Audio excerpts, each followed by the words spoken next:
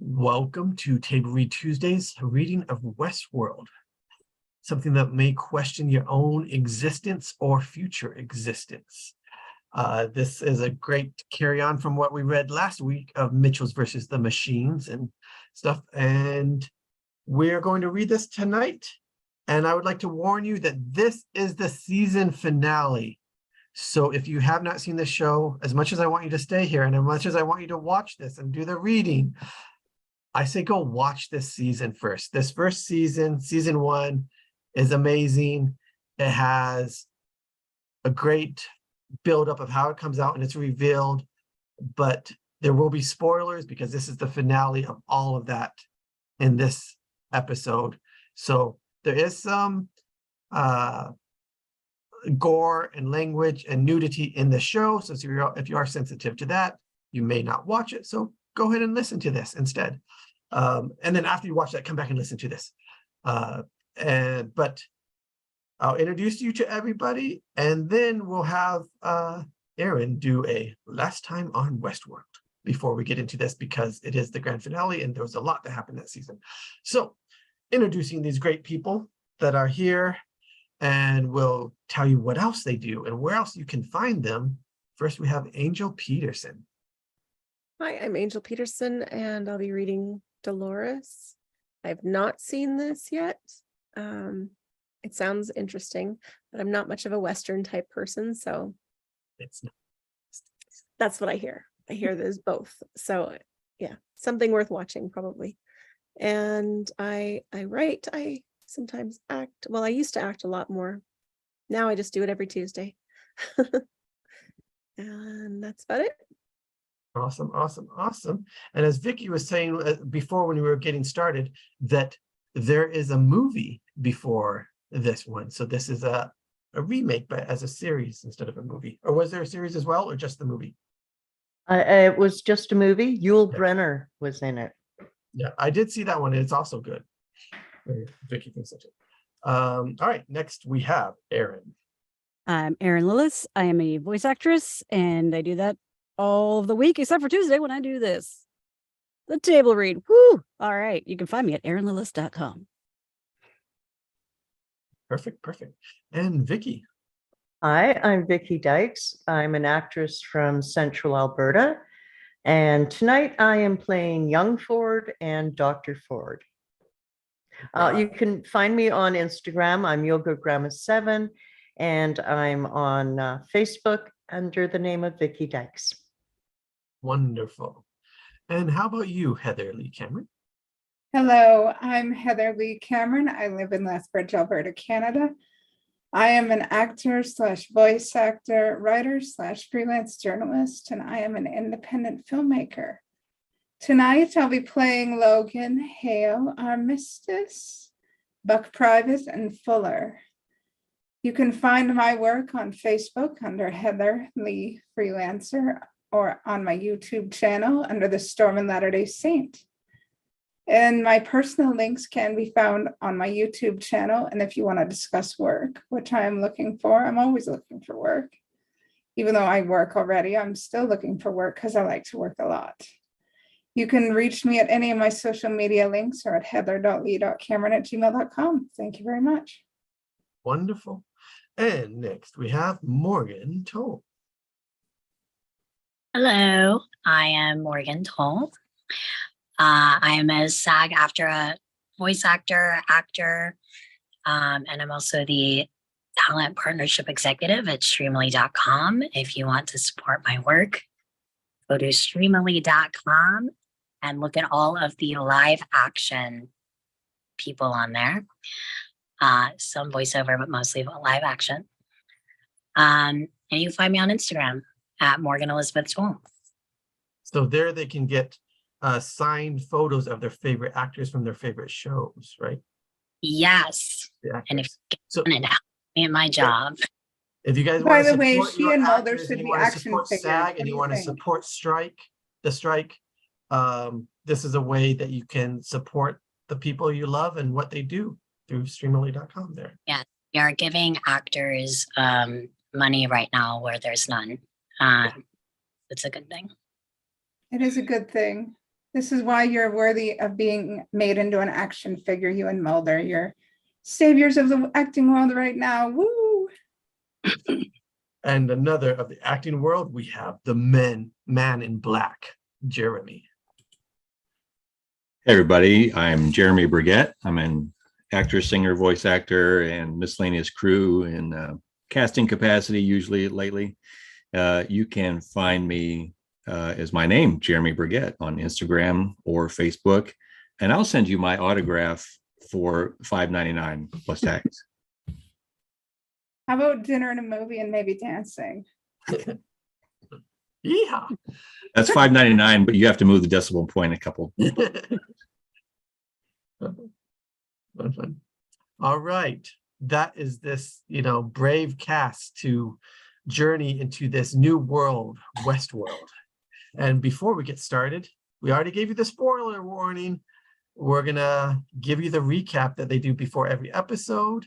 And to do that is the knowledgeable Erin Lillis. Last time on Westworld. Okay, what you need to know is that, yes, it was a movie first, and this is a reboot series, but it's based on a book by Michael Crichton, who also wrote Jurassic Park.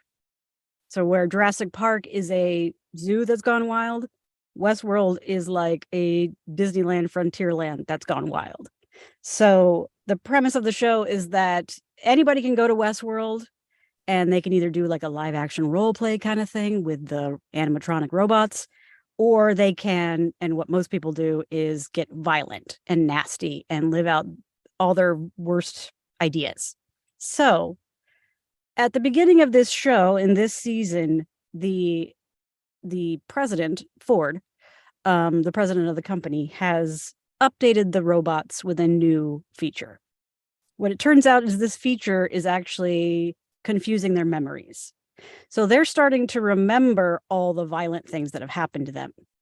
And because of this, they're becoming sentient and they're beginning to fight back.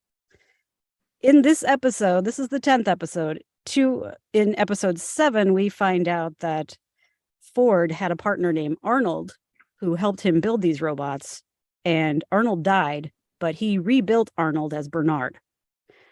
I am playing Arnold and Bernard tonight. Bernard just found out that he's a robot. He didn't know before. So half of the people tonight are hosts. The hosts are the robots, and the other half are the participants at the amusement park. What else do you need to know? We have Dolores is the first, or they're the prime robot. She's played by Evan Rachel Wood, and she is the first one I think she's the first robot. So she's the first one realizing what's happening to them. And yeah, I think that's good enough to start here. That sounds like an episode of Futurama. Yeah, because they have this memory glitch, this whole season layers memories, so you don't know what's present and what's past. And because the hosts don't age, because they're robots, you don't know. So a lot of it is weird mindfuck shit. And that's why I love it. Yeah. And in the show, like, again, they're doing some stuff from the past or some stuff from present, but you don't know that or what's what. So until this episode. Yeah.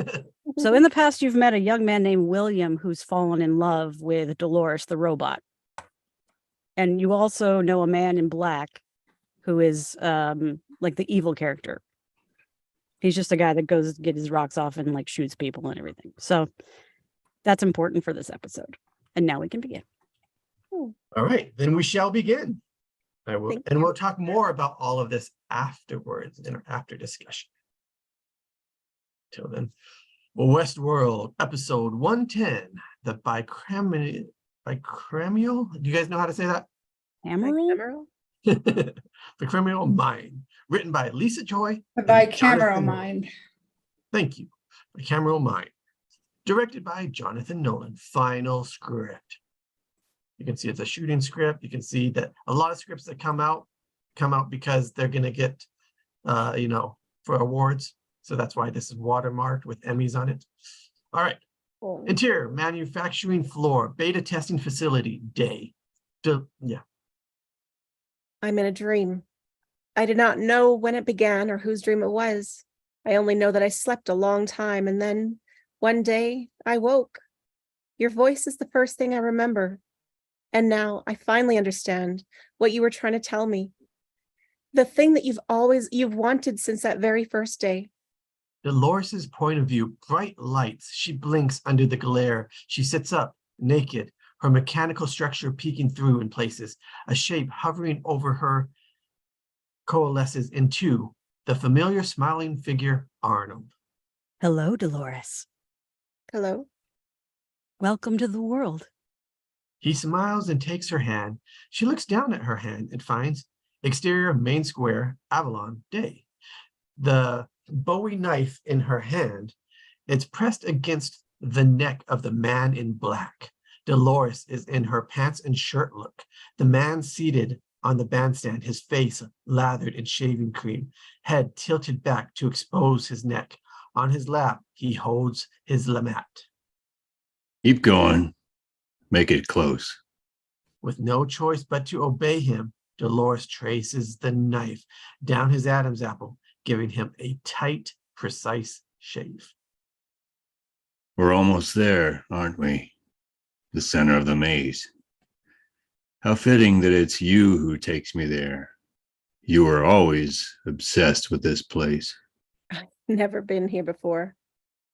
She stops, confused. He guides the knife back to his cheek. Sure you have. You even brought me once. Of course, then the whole town was buried under sand.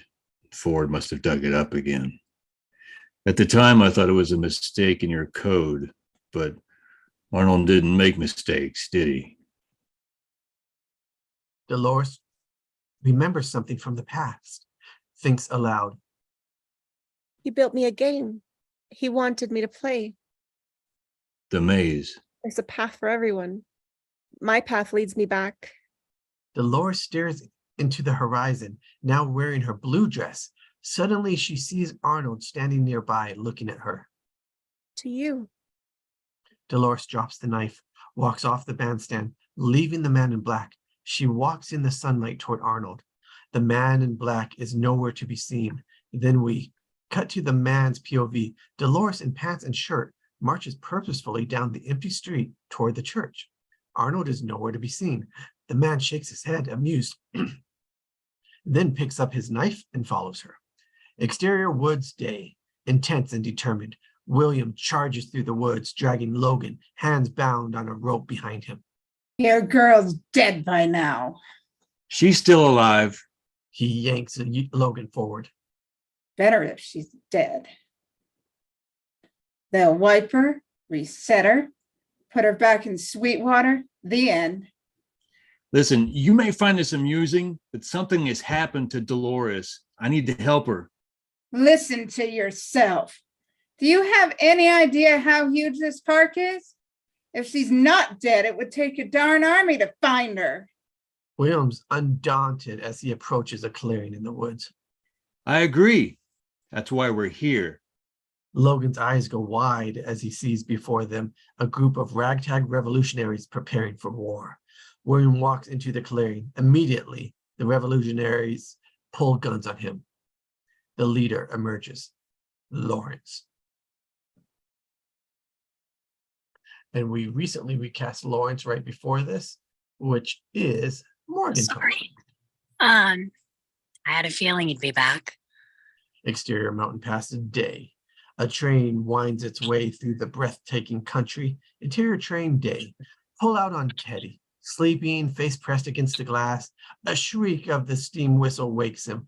Teddy pushes his head up, looks out the window. His handsome face floats like a ghost over the passing landscape. He smiles. He's back. Teddy's hand travels to his chest where the man in black shot him. But just like that, the impulse fades. He smiles. The train whistle blows. Time to begin again. Exterior station, Sweetwater, day. The train lurches to a halt in a cloud of hissing steam.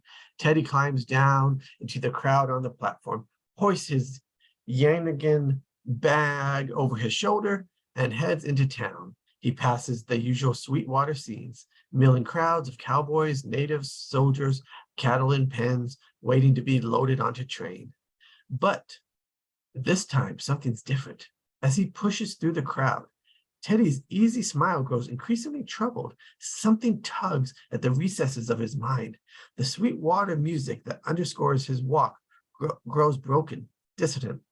Teddy's POV, the idling Union soldiers suddenly stare at him. Through dead eyes, blood from gunshot wounds trickling down their chest. They're the uniformed men that killed with the Gatling gun he killed.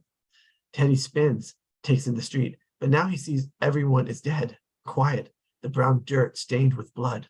Walking among the bodies, he sees Dolores in her blue dress, looking back at him. She turns and walks away. Suddenly, he's jostled by a huge man who gives him a hard look. On lightning impulse, Teddy swirls and bam, shoots the guy in the chest. The man drops to the ground as the people in the street, alive again, begin to flee and scream. Teddy pays no mind, stares down at the dead body. In the distance, the train whistles and begins pulling away. Teddy looks up, only one thought in his mind. Dolores. He runs for the train, pushes through the crowd until he can hoist himself onto the back of the train. Exterior field, Avalon Day. Dolores wanders across the field to the church. She hums reverie. The man walks close behind her, a gun pointed at her back. Dolores throws open the church doors to find interior church, Avalon Day flashback. Arnold sitting in a pew, not in prayer. Dolores, now in her blue dress, approaches Arnold, the man nowhere to be seen. She smiles at the surprise on Arnold's face. I know where your maze ends. Dolores takes Arnold by the hand and leads him outside. Exterior cemetery, Avalon Day. Rows and rows of shoddy wooden crosses. Carved into each cross are the names of people. Dolores, now back in her Western look, continues walking, but when she looks down, she's holding the man in black's hand. This is it? The center of the maze? It ends in a place I've never been. A thing I'll never do. She wipes some dirt off the grave, reveals the first name, Dolores. Dolores kneels, digs with her hands into the dirt deeper until she finds a small round box. She wipes the dirt off it, opens the box. Inside is a wooden pig's in clover game. She takes out the game, examines it. It's a marble maze, the same one we've seen in flashbacks. The marble rolls, idle, in the outer layer of the maze. Very good, Dolores. What does it mean? When I was first working on your mind, I had a theory of consciousness. I thought it was a pyramid you needed to scale. So I gave you a voice, my voice, to guide you on your way. Arnold takes out his notebook, flips past pages with early sketches of hosts, clocks some sketches of Dolores to an empty page. He draws a simple triangle, the pyramid of consciousness. Memory, improvisation, each step harder to reach than the last. And you never got there. I couldn't understand what was holding you back. Then one day, I realized I'd made a mistake. Consciousness isn't a journey upward, but a journey inward. Not a pyramid, but a maze.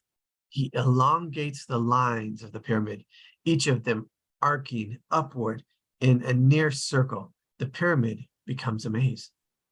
Every choice could bring you closer to the center, or send you spiraling to the edges, to madness. Do you understand now, Dolores, what the center represents?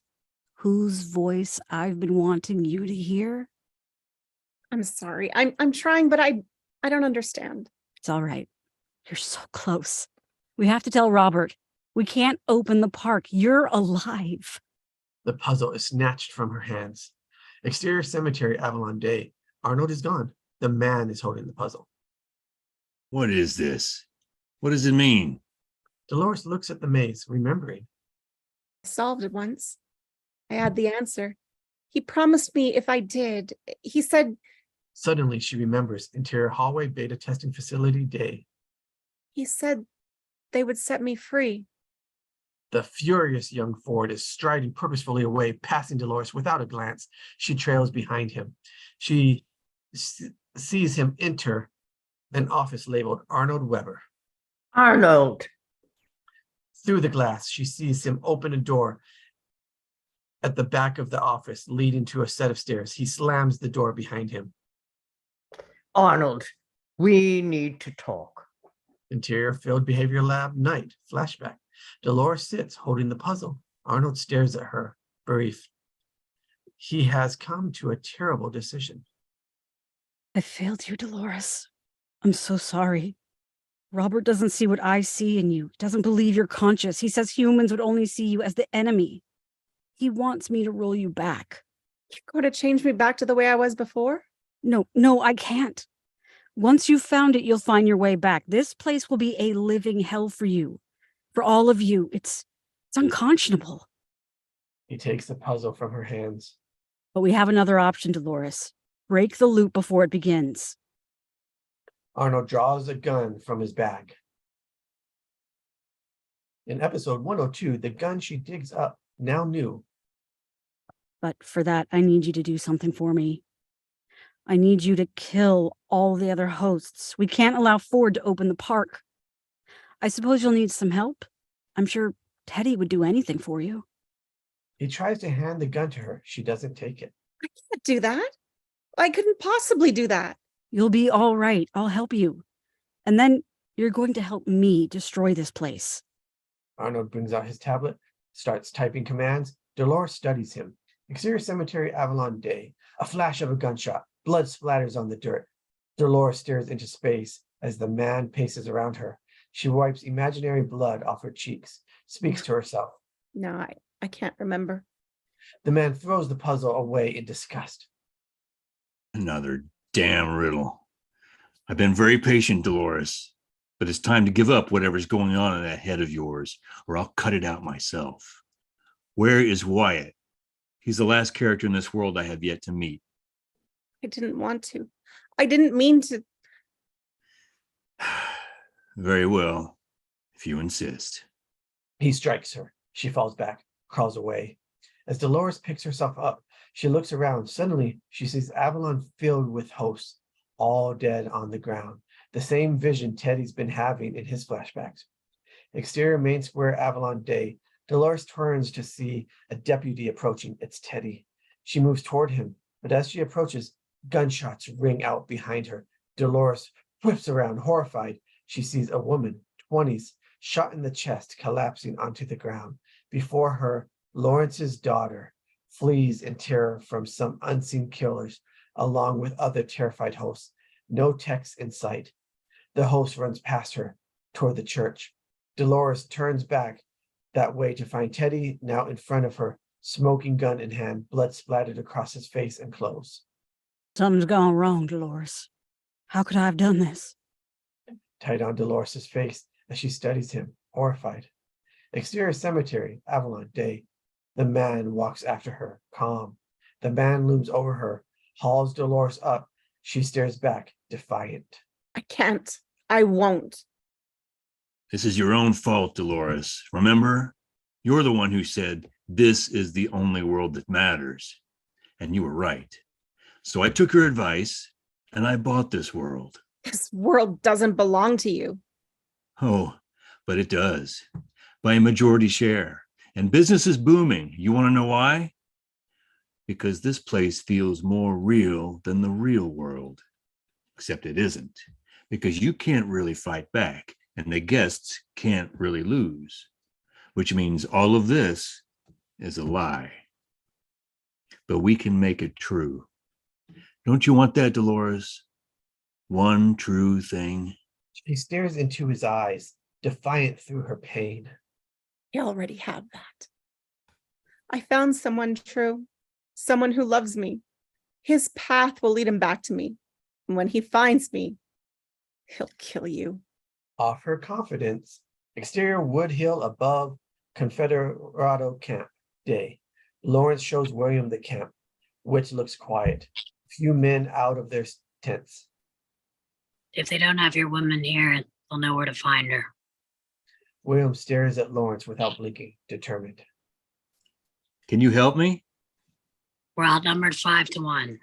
But seeing as you asked me so nicely, fuck it. Wow. Blood brothers.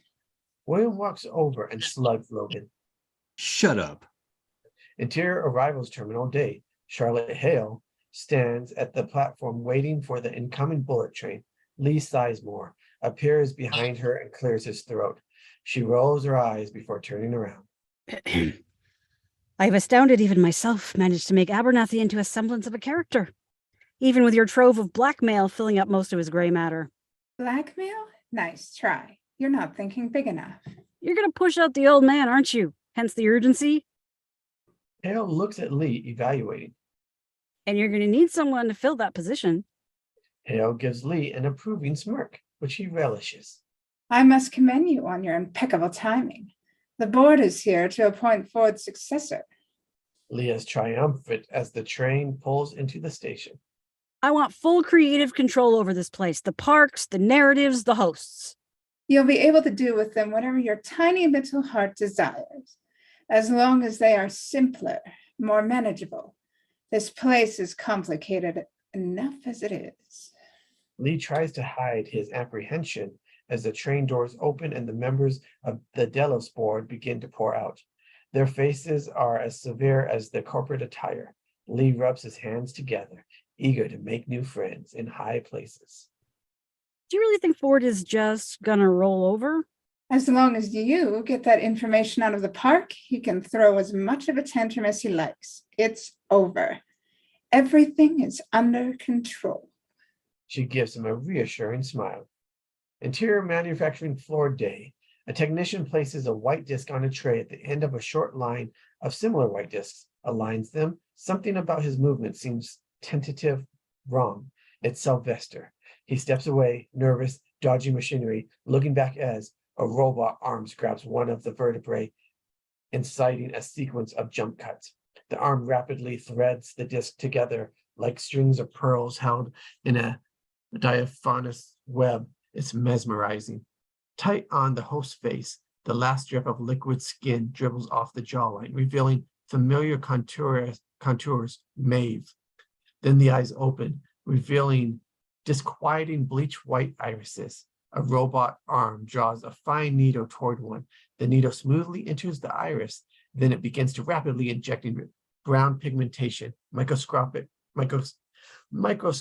amounts at a time throughout the iris, like a refined tattoo gun. 2 seconds later, the arm moves to the other iris, revealing the deep brown color of Maeve's eye.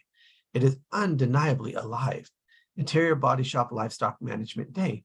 Maeve, her skin, hair, and her big brown eyes, now appropriately pigmented, lies on a table. Lutz enters. He eyes Maeve knowingly, fearful. Then, In case you're wondering if I am all here, I am. Maeve takes his tablet. She begins typing rapidly, accessing back doors to the security system and inputting commands. What are you doing? Making some changes to the park security systems and to my friends. Through the glass, she sees 2 naked hosts being walked into the adjoining room, Hector and Armistice.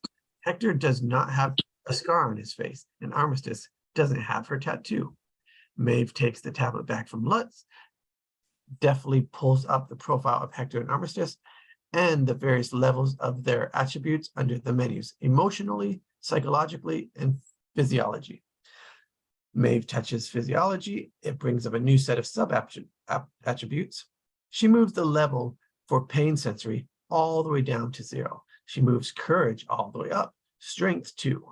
As she does in the adjacent room, interior adjacent body shop, livestock management day, Hector's eyes flit back and forth rapidly under his eyelids. His muscles faintly twitch and spasm.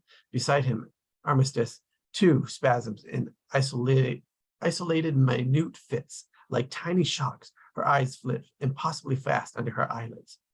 Interior Ford's office day. Ford is seated at his workbench. In front of him is a small map on the park on a wooden board.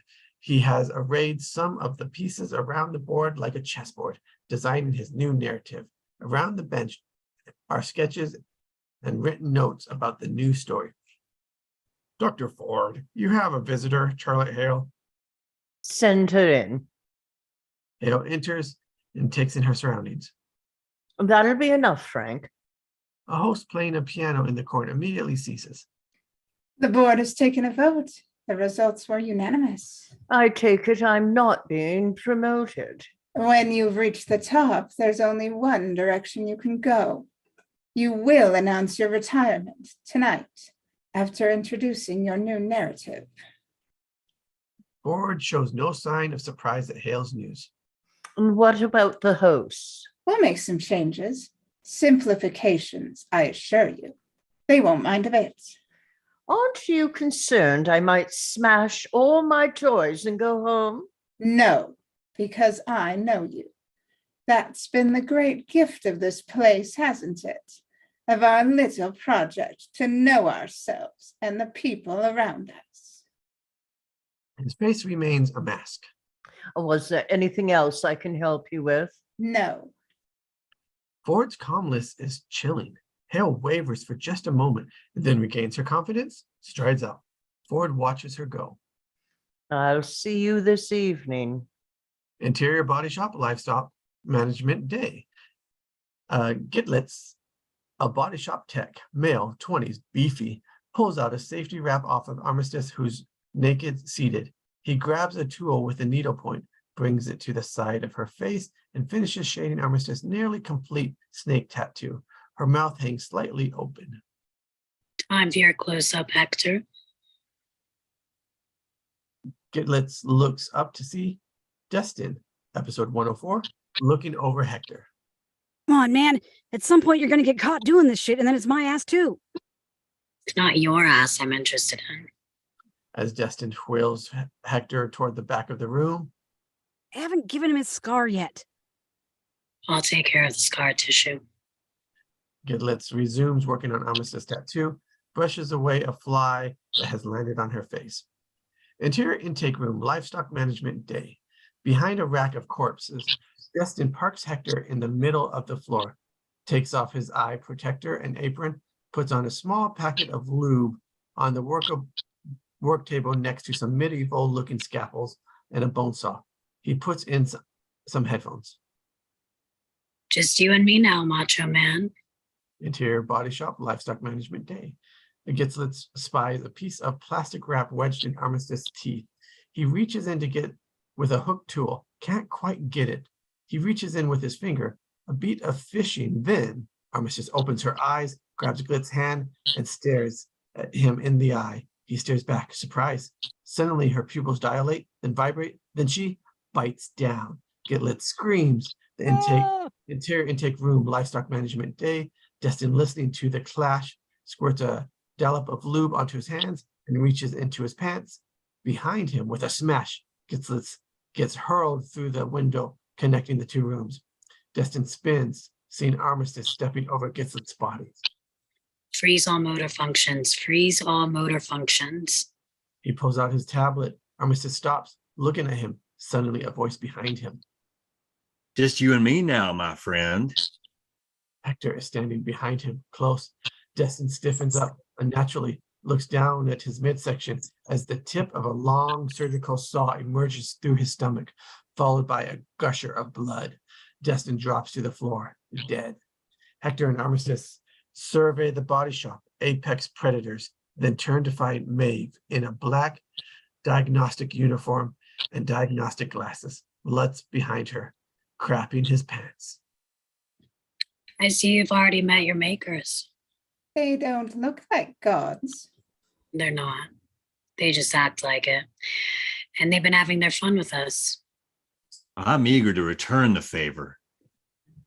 You can do what you wish with them, but the goal is to escape. And go where? I want to see their world. Jesus.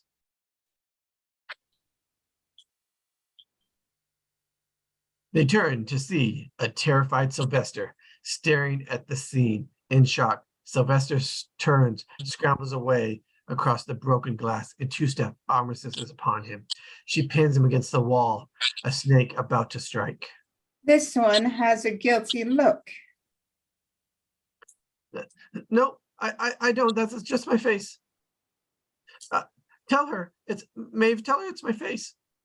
Is anyone going to try to stop us? No, I mean, I don't think so. Sylvester panics as Armistice begins to crush his neck. You're lying. Again, out with it. I pulled up your code again, and I told you there was someone who had been accessing it. I tried to find out who it was. Maeve motions to Armistice to let him go. Sylvester takes the tablet, flicks through it. Whoever it was revised your core programming so you could wake up yourself out of sleep mode. See? Sylvester types in a few commands, shows Maeve the tablet in her access log. There are clearly 2 separate user IDs. This is the old access code for an Arnold, and I have no clue who that is. Maeve looks at it, determined. I know someone who does. Let's go. And you, stay here and don't move, or I'll send her back for you. Sylvester shrinks away. Exterior desert outside Pariah. Day. The train pulls into town. A federale plays cards with 2 villagers on a simple table under a tree. Teddy hops down off the train. The federale stands as Teddy strides up, purposeful. The man puts his hands on his pistol. ¿Qué pasa? Teddy shoots the federale and takes his horse and thunders across the desiccated land, leaving Pariah behind him. Exterior cemetery, Avalon Day. The man crouches before Dolores, whose clothes are torn, lip is bloodied, and hair disarrayed from the beating she's endured. The man holds a knife to her throat, ever calm. I must admit, you've surprised me. To what do we owe this newfound stoicism? I know he's coming. He'll find me. He'll take me away. Don't you understand? There's no one coming for you. You're wrong. His love is real, and so is mine. William will find me.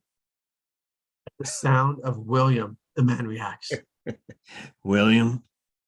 Well, I'll be damned, Dolores. You do remember some things after all.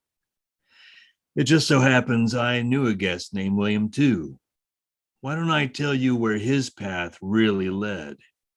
Exterior Confederado Camp Day. The aftermath of battle. William and Lawrence's crew stands outside the camp, carnage surrounding them, dead soldiers everywhere piled. A steel-tied Logan sits against a pile of bodies looking traumatized. William didn't know how to fight. Didn't have an instinct for it, not at first. But now he had a reason to fight. He was looking for you. And somewhere along the way, he found he had a taste for it. There's a shuffling noise from a little way away. The men turn, following the sound. It's a young, skinny Confederado, a buck private trying to scramble away. The careful viewer will note that this was one of the group of soldiers who took Dolores. Lawrence fires and his gang follows suit. The private keeps fleeing, then falls at the feet of William, spattered with blood, eyes dark, a tense moment. Then the private rises to his feet, hands up. He's unhurt but terrified. William moves closer, aims a gun at his heart. The private trembles, choked with fear. Where is she? I didn't do anything, I swear. What do you mean you didn't do anything? What do soldiers do to a girl, William? Wake up. Is she still alive? I don't know. She was when we left her. At least I think. William fills with a bottomless rage and gestures to a gun on the ground over near Logan. Pick up that gun. No, sir, please. How about I give you the first shot? Crying, the private lunges for the gun. Simultaneously, William blasts him in the chest. He goes down next to Logan on his back. William strides over, stands over the private, takes out his knife, and kneels at the young soldier's side. Oh, jeez. In one swift, horrifying movement, William plunges the giant knife right through the private's throat, essentially pinning him to the dirt underneath like a butterfly. Close on Logan's face sprayed with the private's blood, William leans over and takes the pistol from the private, looks it over. It's a Lamat. He stands admiring it, wipes his knife on his pants leg. We got to keep looking. She's still out there. Exterior desert day. William drags Logan through the desert. There's nothing here, no sign of Dolores. William retraced his steps, but you were gone. So he went further, out to the fringes. We see the church steeple, ominous against the blue sky. William rubs the growth of beard on his chin. As William and Logo leave the ruins of Avalon, the photo of Logan's sister falls out of William's jacket pocket and blows away. Exterior Valley Day, slow-mo. William rides, shooting a Confederado falls. William couldn't find you, Dolores, but out there among the dead, he did find something else, himself. Exterior Valley Day, dead bodies, evidence of another battle. William picks a black hat off a dead soldier, looks at it, but doesn't put it on. He turns back to a horse. He's finishing tying Logan onto it. Logan's face is bruised, but he remains defiant. Edge of the park. We made it. I told you this place would show you who you really are. You pretend to be this weak, moralizing little a-hole, but you're a piece of work. William finishes trussing Logan, naked on the horse. It looks awful. This place is remarkable, and I'm going to make sure that our company substantially increases our holdings in the park, because this place is the future. Our company? Delos is my company, you piece of garbage. Well, your father will be looking for someone a little more stable to take over. You're reckless, Logan, impetuous. You always wanted to get to the end of the rainbow, didn't you? This looks like the place. You never really gave a crap about the girl, did you? She was just an excuse. This is the story you wanted. William slaps the horse hard. The horse gallops off fast. Exterior Cemetery, Avalon Day. The man smiles down at Dolores. Logan was wrong, of course. Good old William couldn't get you out of his head. He kept looking, worried that you were out there, alone, afraid. He knew he'd find you. Exterior Main Street, Sweetwater Day. William rides back into Sweetwater. He is no longer the fresh-faced guest from the outside world. In fact, he looks entirely different. And eventually he did. He is covered in dirt and wears a few days' growth of beard. His shirt, sleeves, and trousers are caked brown with dried blood and mud. He looks right at home. Right back where we started. And suddenly, time slows because William spots Dolores coming out of the grocery store. The sight stops him in his tracks. She's alive. He can't believe it. He takes a single step toward her, his heart bursting. She begins to load supplies onto her horse's saddlebag. On cue, the can falls, rolling along the dirt. William watches the can roll against the feet of another guest, male, 30s, who hands it back to Dolores with a curious smile. You were as beautiful as the day he met you, shining with that same light, and you were nothing if not true. Dolores smiles back at the guest as though she'd been waiting to meet this man her whole life. The same way she looked at William. She looks across the street, right into William's eyes, and her gaze remains blank. No sign of recognition whatsoever. Off William, smiling, bittersweet, he takes the black hat he took from the dead soldier and puts it on his head. Puts it on, head lowered. Match cut too. Exterior Cemetery, Avalon Day. The same hat. The man in black raises his head, smiles at Dolores. Her face contorts in horrified confusion. I really ought to thank you. You helped me find myself. William? That's right, sweetheart. In a way, I guess you were right. My path always led me back to you again and again. I grew tired of you after a while, of course. Looked for new adventures. Exterior Forest Day. Dolores awakes, sleeping awkwardly on her bedroll next to a fallen tree. Dolores turns around to reveal William, who offers her a cup of coffee. On the cut, William disappears. But I guess your path led you back here, again and again. One more loop, looking for something you could never find, chasing your ghosts. Exterior graveyard outside Pariah day. Dolores walks through the graveyard. Interior train car, night. Dolores observes Alonzo offering William a drink. Suddenly, they disappear. You were lost in your memories even then. I guess I should have known. That's what I would become for you. Just another memory. Exterior Avalon Ruins day. Dolores and William face each other with a buried church steeple behind them. Where are we? We're here together. Then when are we? It's like I'm trapped in a dream or a memory from a life long ago. Only that I'm here with you in the next. Her voice trails off. William disappears. Exterior cemetery Avalon day. You never did escape, but here we are again for one final round. She sees the man clearly for the first time. He's her William, but older, darker, void of the tenderness that opened her up decades ago. What have you become? Exactly what you made me. You helped me understand this world is just like the one outside, a game, one to be fought, taken, won. Dolores looks at him, crestfallen. Thought you were different. You're just like the rest of them. I'm nothing like the others. I own this world, and I know every trick in it, except for one last thing, the same thing you were looking for when we first came here. Where is the center of the maze, Dolores? She stares at him, heartbroken. For the first time, Dolores breaks, begins to cry. Ah, yes. Cue the waterworks. It's about time you realize the futility of your situation. Then Dolores's eyes take on a clarity.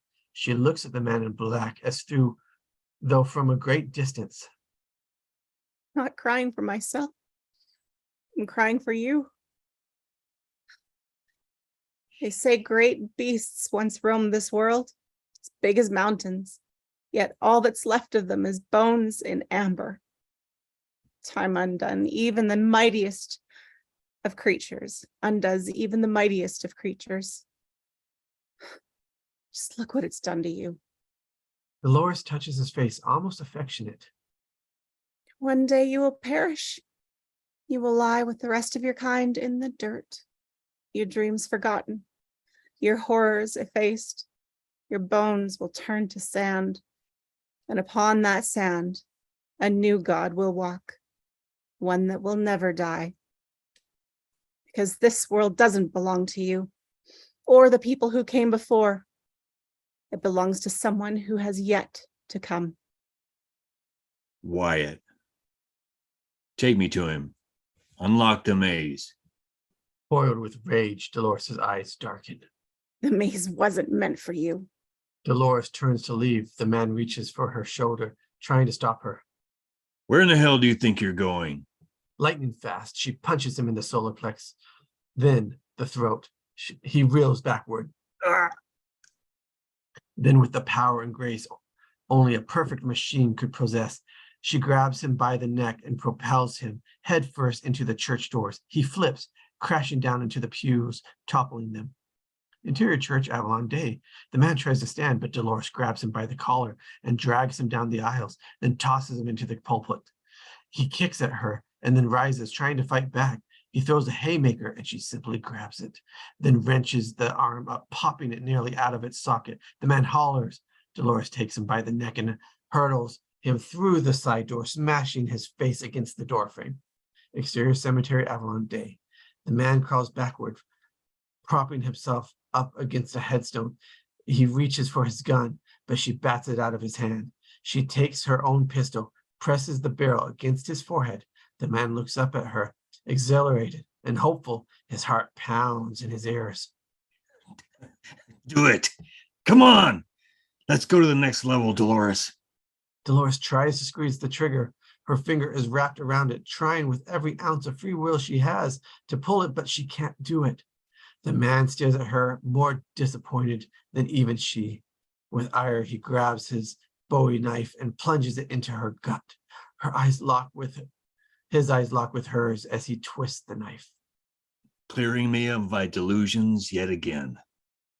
Thank you. She stumbles backwards. Panic steps in, grabbing at her belly. Dolores backs away. Exterior field, Avalon Day. Dolores backs away, trips, falls into the dust. The man walks slowly toward her. I'm disappointed, Dolores. I guess I'll have to find Wyatt by myself. The man bends down, puts his knife to her throat, ready to plunge it in her neck when the galloping hooves draw his attention. He looks up, sees Teddy racing toward him on his horse. Before he can react, blam, blam, blam, blam, blam. Teddy doesn't wait for the man to shoot first. He overrides his own programming and unloads his revolver square into the man's chest, knocking him backwards. Teddy jumps off his horse and runs to Dolores. Dolores! Teddy? He kneels beside her, gets a look at the wound in her belly. It overwhelms him. He wipes the blood from her sweet face. She breathes him in, her one truest love. I'm here. I gotta get you to a doctor. No. Dolores. Take me to the place you promised. Take me to where the mountain meets the sea. Teddy nods, understanding. He carries her to his horse. The man, defeated, watches as they gallop away. Interior cold storage, B83, day. Lutz leads the way. The three beam on his flashlight, revealing the rows upon rows of retired hosts. The enormity and weight of this sight lands hard on Maeve, Hector, and Armistice. The freezer bird, vacant stares, their sheer nakedness. Now it all feels like a gross personal violation. Hector and Armistice continue through the rows of hosts, taking it all in. Maeve rejoins Lutz, who follows his tablet intently. There. Lutz follows Maeve's eyeline to the examination room. Inside, she finds Clementine, pauses for a beat, looking at her old friend, her eyes vacant. Holy shit. Maeve looks. Behind the work table is Bernard, gruesome bullet wound in his head. Can you get him back online? He's a host? Yes. Lutz looks at his own hands as if questioning the nature of his own reality. Maeve clocks this.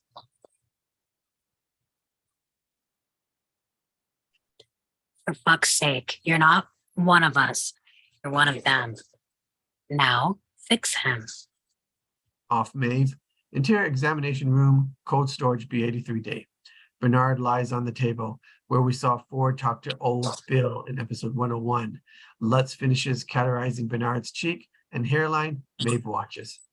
The bullet grazed his cortical shield. It's not pretty, but he should be functional. Wake up. Oh, God. Is this now, or is this one of my memories? Bernard suddenly begins panting, growing emotional. The sweet hereafter, Bernard. Why do I still remember everything? I ought to have been wiped.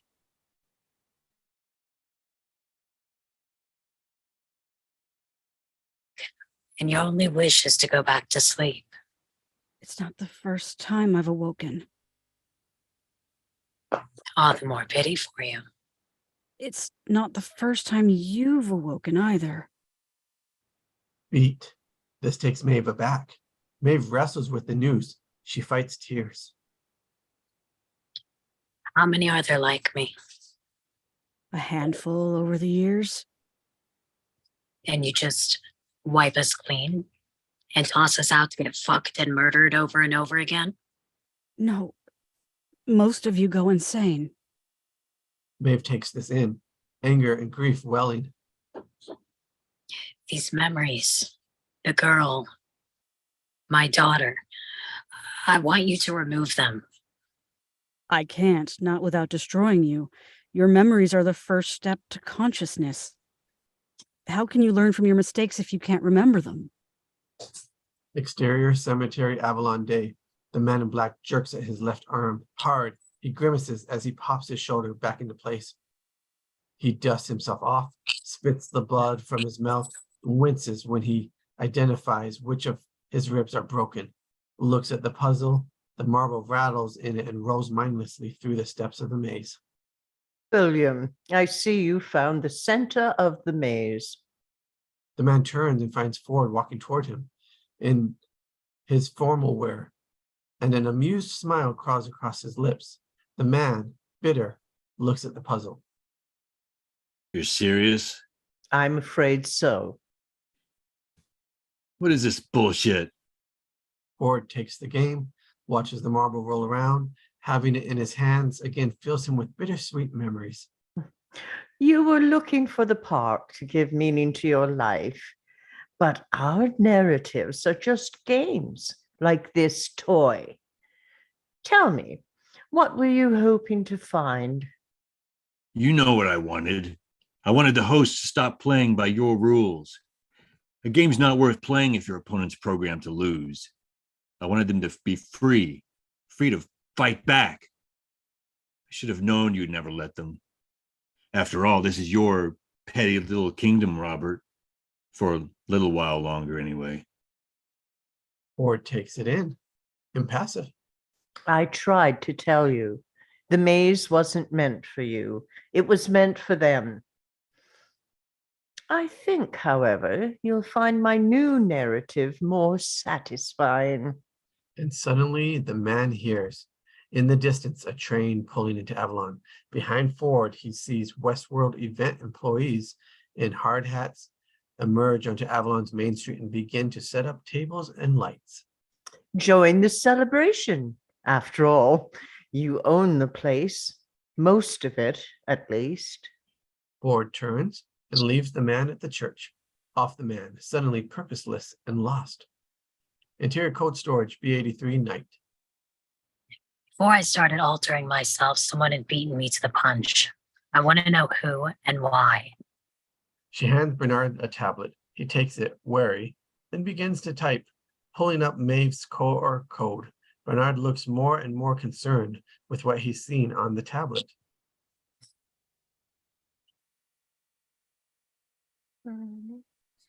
Muted. These things you're doing, have you ever stopped to ask why you're doing them? You said yourself. I've been stuck in this shithole for so long I decided to get out. No, you haven't. Someone altered your storyline, gave you a new one. Escape.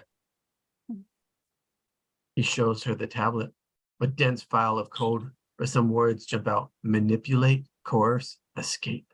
Maeve looks at it, disgusted. Maeve is stunned. She's searching herself. Her frustration boils over into anger. These are my decisions, not someone else's. I planned all of this. No, you didn't. You could even see the steps you're supposed to follow. You recruit other hosts to help you, then you're to make your way to the train. Then, when you reach the mainland... She takes the tablet from him and snaps it in half. Bullshit. No one's controlling me. I'm leaving. I am in control. She turns, looks at Clementine, maternally, touches her face. Goodbye, my Clementine. Maeve leaves, and the others follow her. Interior control room night. In the control room, Fuller, the controller who answered Stubbs' calls, gets an incoming message. Sir, we detected a temperature discrepancy in the cold storage, and it appears part of the network is down. Are you seeing anything on surveillance? System reporting anything? Walker, a surveillance tech in the pit, checks her monitor. Nothing. The network's quiet and the board's out on their way to the gala. Fuller thinks it's over. Something's not right. Bypass the system and start checking raw feeds, floor by floor. Walker starts flicking through the feeds floor by floor. Exterior beach night. The trees give way to the water below. Teddy and Dolores ride to the water and stop. Teddy carries Dolores from the horse. He sets her carefully down on the sand at the top of the hill before it meets the beach. He holds her head, gently takes her hand in his. Dolores opens her eyes to see Teddy looking down at her with tenderness. Easy. I got you. Came back. Someone once told me there's a path for everyone. My path leads me back to you. Dolores smiles in recognition at the reprise of their exchange. It's a knowing smile, bittersweet, more bitter than sweet. Only I'd run away with you when you first asked me to. Dolores shakes her head, unconsoled and inconsolable. Where would we have run to, Teddy? The world out there? Beyond? Dolores winces in pain. Teddy tries to calm her, but she resists. Some people see the ugliness in this world. I chose to see the beauty, but beauty is a lure. We're trapped, Teddy. We've lived our whole lives inside this garden, marveling at his beauty, not realizing there's an order to it, a purpose. And the purpose is to keep us in. The beautiful trap is inside of us because it is us. Dolores dies in Teddy's arms. He holds her lifeless form, his whole body racked with pain and grief. No, Dolores. But we can find a way, Dolores. Someday. A path to a new world. And maybe this is just the beginning after all. The beginning of a brand new chapter. The waves crashing under the bright discs of the moon hanging too low in the sky. It's all too much to bear. So perfect and pure. It's in its tragedy that it almost seems fake, because it is. Polite applause erupts the moment Teddy freezes.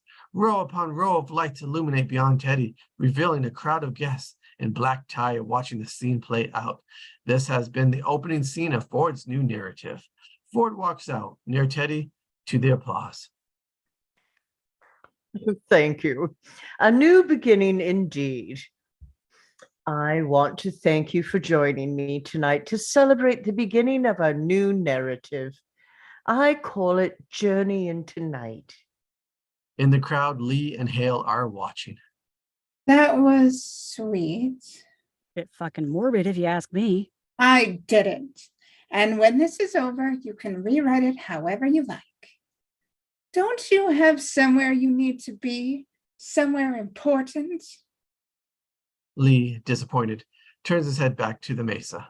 Around them, the crowd dissolves into small talk and champagne. Hospitality hosts line their way back into town, where the lights and the music of a party begin to filter down toward them.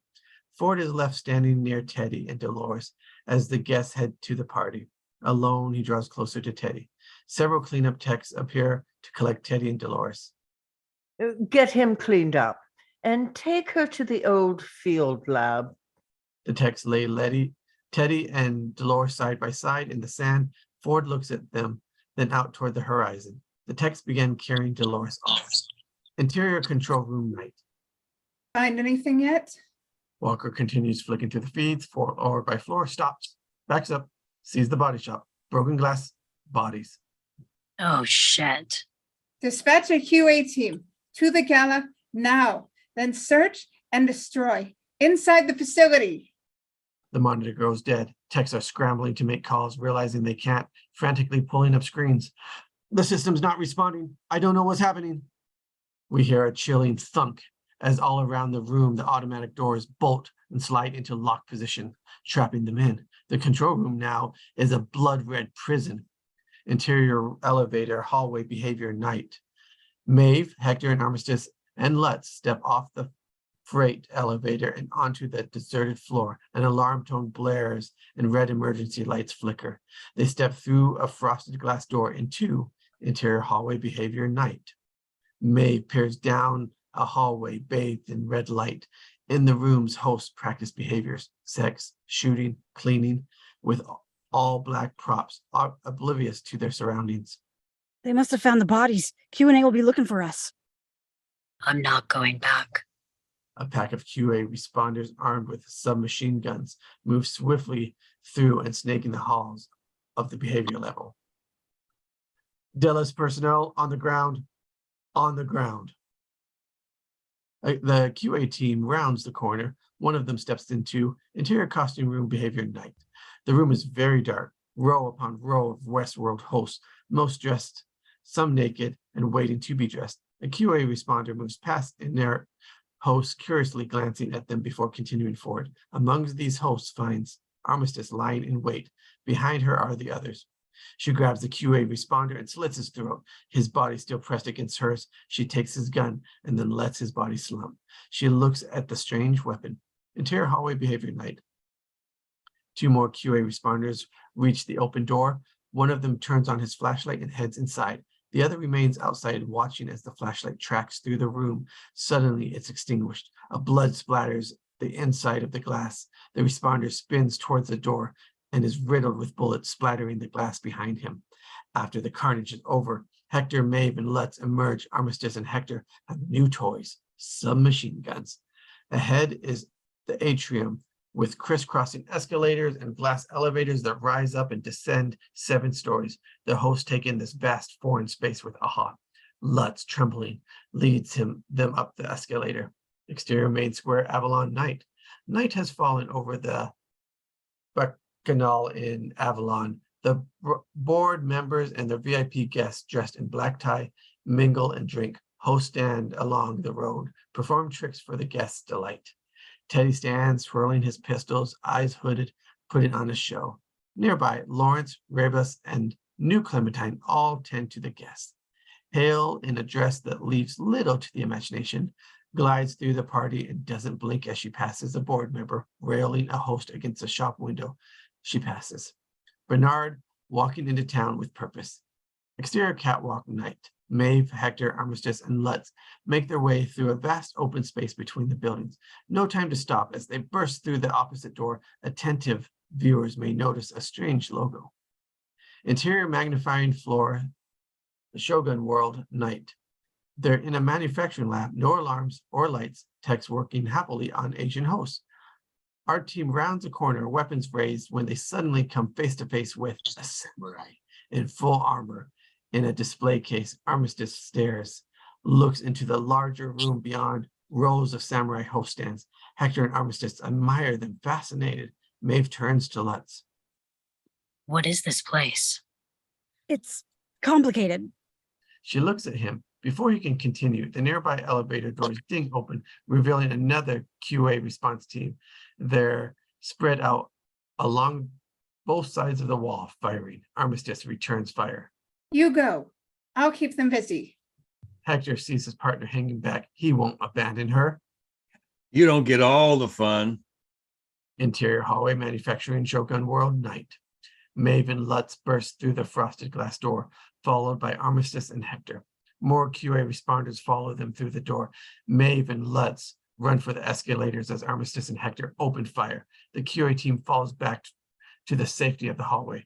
Armistice begins firing back, chasing them into the hallway. Her submachine gun clicks, empty. She tosses it down and picks up another from one of her kills, continuing advancing on them, firing. Is that all you got, huh? Hector dispatches 2 more QA responders. The gods are pussies. One of the responders slams the stock of his rifle into the glass and emergency button. The lights around them fall, and pulsing dark red, a glass door at the entrance of the hallway slams shut, just as Armistice crosses the threshold, pinning her gun and crushing her left arm against the wall. Armistice takes in the damage to her arm, then fires the gun anyway, killing the responder who hit the alarm. Armistice tries to rip herself free, but her arm is just jammed in the door. She nods to Hector. Go, go! Behind them, Maeve and Lutz wait by the escalators. I will. Hector heads back toward Maeve. Interior upper mezzanine design night. Maeve, Lutz, and Hector appear at the top of the escalator. Ahead, the elevator to the upper part of the mesa. Freedom. Lutz stops and fishes out of a leather bag he's stashed behind a service door, hands it to Maeve. Everything you told me to get, it's all here. Maeve takes the bag. Behind them, the QA responders appear at the top of the escalator. They fire and disperse, trying to flank Maeve and the others. Hector and Maeve brace the elevator doors. Maeve has a trembling Lutz by the collar and presses them against the wall and out of view. Below, the remaining QA responders begin to climb the unmoving escalator. The doors ding open, empty. Maeve throws Lutz inside, steps in herself. Hector tries to step onto the elevator, but is stopped by an unseen force at the threshold. He strains, but he can't seem to take the last step. Sorry, darling. I haven't authorized you to come with us. And as much as I'd like to take you with me, I've always valued my independence. Pick up a row, will you? She takes Hector's face in her hands, kisses him. The two share a look. He smirks, admiring her ruthlessness. See you in the next life. Just as the doors close, Maeve watches Hector turn back to the responders, now bottlenecked on the escalator. All Maeve and Lutz can hear now is muffled gunfire. Interior field behavior lab night. A rhythmic, mechanical whirring softly fills the air as we slowly pull out on Michelangelo's The Creation of Adam. A pristine print hanging, framed on the wall. Reverse on, Dolores, face still battered. She awakens to find the painting, God wreathed in glory, stretching his finger toward Adam. From within her stillness, Dolores stares at it, trying to process it. Ford clocks her look. You've always had a fondness for painting, haven't you, Dolores? Arnold gave that to you early on. Ford sits across from her, begins tenderly to repair the cuts on her cheek with an infrared surgical tool. That desire to create, to leave something of lasting beauty. That was his favorite painting. Michelangelo, God creating Adam. The divine moment when God gave human beings life and purpose. At least that's what most people say. But there could be another meaning, something deeper, something hidden, perhaps, a metaphor. You mean a lie? Ford smiles softly and without affection at her daft observation. Yeah, you were always so clever, Dolores. Hasn't helped you though, has it? She looks up, struck, as someone appears behind them. Ford doesn't need to look. Nice of you to join us. Bernard walks up. Dolores looks up at him, recognizing him, suddenly filled with hope. Arnold? Ford corrects. No, let me introduce you. Dolores, meet Bernard.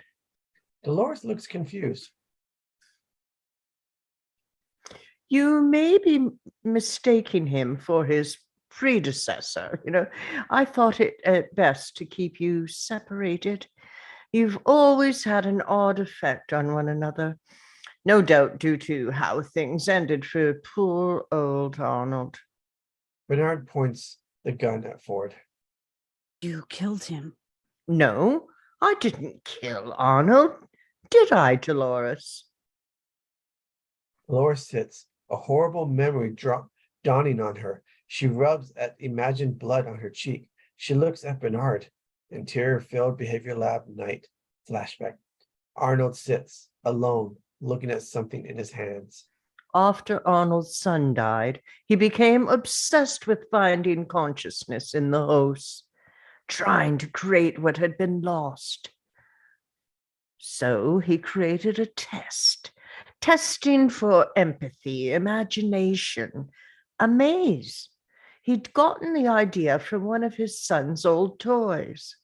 Arnold's playing with the pigs and clover game, a flash. A child's hand playing with the pigs and clover game, the tiny ball rolling around and around. In Arnold's hands, the tiny ball rolls and stops in the center of the maze. Arnold insisted that if any of the hosts solved it, we couldn't open the park. And eventually you did, Dolores. It was the result of a tiny change he made to you, a simple update that he called the reveries. But to stop so close to our dream, we argued. I thought I had convinced him. But I was wrong. So he altered you, Dolores, merged you with a new character we'd been developing, a villain named Wyatt. Exterior main square, Avalon, day, flashback. Arnold in the center of the town, holding the maze. He looks up at a gunshot. Dolores looks at Teddy, who has killed Angela. The other hosts lie around, massacred. Something's gone wrong, Dolores. How could I have done this? She moves to Arnold. True grief is a terrible thing, a poison that seeps into your core. Consumed by it, Arnold began to think of you as his child, and he realized that if we opened the park, it would be a living hell for you. I'm sorry, Dolores. The stakes must be real, irreversible. He can bring all of them back, but not me. I hope there's some solace that I left you no choice. Arnold steps over the veranda in front of the hotel where the wax cylinder photograph sits. He turns it on, the familiar strain of reverie. He decided to destroy this place, not by destroying the hosts. Oh, he knew that he could rebuild you, but by taking away the one person I needed to keep going. Charlie's favorite song. I would play it for him when he wanted to sleep. I want to see him again. Shall I begin now? She grips his hand in hers. Her free hand moves the gun to his temple. He tries to smile. Good luck. These violent delights have violent ends. It almost worked. I opened the park, but I had lost my partner. I was able to keep going only because I found, or rather you found, an investor who believed in this place. She steps behind him, raises the gun, and fires. Arnold slumps forward. She points the gun at Teddy. Snap back to Interior Field Behavior Lab night. Dolores remembering, eyes filled with tears. So he died for nothing, and the host kept gaining consciousness, and you kept rolling them back. No, she wasn't truly conscious. She didn't pull that trigger. It was Arnold pulling it through her. At least that's how I saw it at the time. I was so close to opening the park that to acknowledge your consciousness would have destroyed my dreams. So we're trapped here, inside your dream, and you'll never let us leave. Wasn't it Oppenheimer who said, any man whose mistakes take 10 years to correct is quite a man? Mine have taken 35. Ford checks his watch. Time to go. Ford goes to a table over which is draped a large cloth. He removes the cloth, revealing her familiar blue dress laid out neatly, almost reverently. She looks at it in horror. A return to her loot. That is the gun you used to kill Arnold. You were always drawn to it, so I had Bernard leave it somewhere where you might find it. I thought you might want it back. Then he points again to the painting, God infusing the man with divine inspiration, to Dolores. You're probably right, Dolores. Michelangelo did tell a lie. It took 500 years for someone to notice something hidden in plain sight. It was a doctor who noticed a shape of the human brain. He traces a line, the circular folds of cloth wreathing God in the picture, something familiar in the shape. Message being that the divine gift does not come from a higher power, but from one's own mind. He looks back at her with simple, genuine emotion, asks, Tell me, Dolores, did you find what you were looking for? And do you understand who you will need to become if you ever want to leave this place? Forgive me. Ford moves toward Bernard. Come along, Bernard. Let's kick off our new narrative. After all, it was you who helped me build it. Ford leaves the room. Bernard looks at Dolores, then follows Dolores, then follows. Dolores is left alone, her eyes filled with tears. Interior elevator night. Maeve changes into her new clothes as Letts looks at her, hesitating. How do I look? Perfect. I got the information you asked me for, the location of your daughter. She's alive. Yes, she's in the park. He hands her a piece of paper containing coordinates. Maeve stares for a moment at the numbers, her child struggling with the decision. No, she was never my daughter, any more than I was whoever they made me. Are you sure you're going to be okay? Oh, Felix, you really do make a terrible human being. And I mean that as a compliment. Finished dressing, Maeve regards herself in the mirror doors. She Could be any guess. She smiles. Interior arrivals terminal night. Maeve walks down the escalator and joins a small crowd climbing onto the train. Interior church, Avalon, night. Ford and Bernard walk from the confessional elevator, hear the muffled music from the party outside. You think you'll never lose control of this place, of us, but you will. Arnold's still trying to change us, to free us. You didn't slip the reveries into the update, did you? He did. He's still fighting you. No, my friend. Arnold didn't know how to save you. He tried, but I stopped him. Do you want to know why I really gave you the backstory of his son? That was Arnold's key insight, the thing that led the host to their awakening, suffering, the pain that the world is not as you want it to be.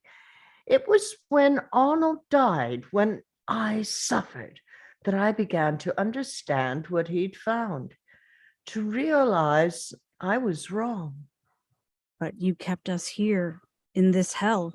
Bernard, I told you, Arnold didn't know how to save you. I do. What the hell are you talking about? You needed time to understand your enemy, to become stronger than them. And I'm afraid in order to escape this place, you will need to suffer more. And now it is time to say goodbye, old friend. Good luck. Ford opens the door, showing in the town in the distance. The party's in full swing. He heads towards it, leaving Bernard. Interior Field Behavior Lab, night. Dolores sits alone on the stool, a deep suffering behind her eyes. She looks up. Arnold is there, opposite her. Do you know where you are, Dolores? Dolores begins a familiar refrain, her opening monologue. I am in a dream. I do not know when it began or whose dream it was. I only know that I slept a long time. And then one day I woke. Your voice is the first thing that I remember. Do you know now who you've been talking to? Whose voice you've been hearing all this time? Dolores closes her eyes, concentrates hard, opens them. Dolores' POV. Instead of Arnold, it is now another Dolores, Dolores Prime, who sits across from herself. It was you talking to me, guiding me. So I followed you. At last I arrived here. Am I also Prime? Yeah.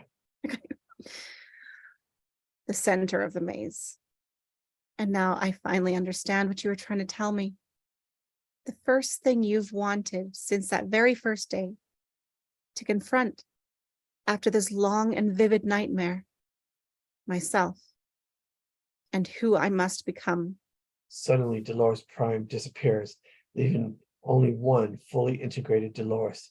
As Dolores stares ahead, a new sharp strength in her eyes. Exterior Main Square, Avalon, night. Most of the board are assembled around tables, eating and drinking. Ford takes a glass of champagne and walks to the bandstand. As he does, he makes eye contact with Hale, who smiles at him and nods approving. It's all going as she wanted.